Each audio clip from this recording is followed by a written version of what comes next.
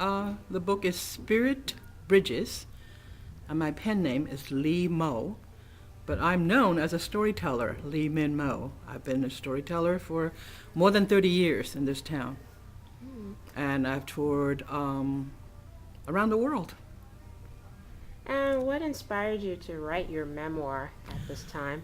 Well, I think it got started because I was enrolled in a graduate school program, an MFA program at Emerson College, and there was a contest for personal essays. So I decided I'm going to write something, for this contest, and then my essay was chosen, to submit it as a semifinalist, to submit it for another big contest. And then I also belong to a women's group called Street Feet Women. We are a group of women performers and writers. We've been together since 1982. And so from that contest, plus I read my essay to my women's group. We met, at least once a month to share our writings. And there was a lot of encouragement for me to go on with that personal essay. So this is back in 91. And then I sort of, plug it in there, here and there, and, about my life. But then my mom died back in 1995. She was a famous journalist and a writer from China, and one of the two wartime female journalists. So after she passed away, I felt like now I can really write about her, because in the Chinese tradition, you don't really write about your mother or father or any of the elders while they're still alive. It's considered not respectful. So after she passed away, I just felt like to mourn her, to remember her, to give tribute to her, and to honor her as a courageous woman warrior. I have to write about her. So about writing about her, then, connected with me, and me as a child, as a woman, as a teenager.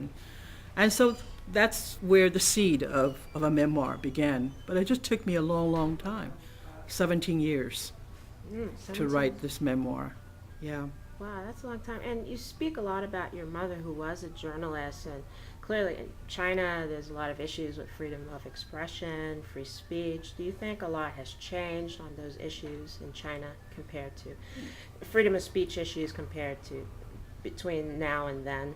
Well, I think that, even though there are a lot of censorship in China, but I don't think there's any more censorship there, because a lot of the journalists in China, they do journalism because they are passionate about issues in the world, issue in their society. So, there's, for example, there's one paper, the editors, the reporters, they pretty much, get arrested every 6 months, and then like new crop of people have to start all over again.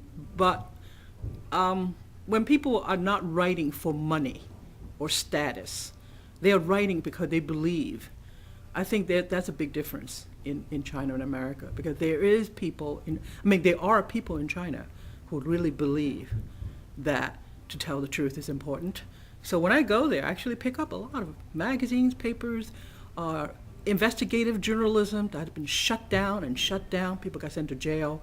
They come out, they pursue that again. So I don't see as much of that in America. How many journalists have gone to jail for 3 years because they wrote a story? Can you name it?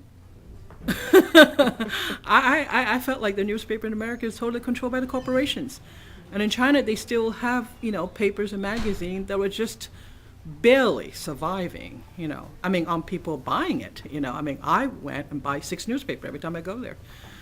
So I think that's all I can tell you about.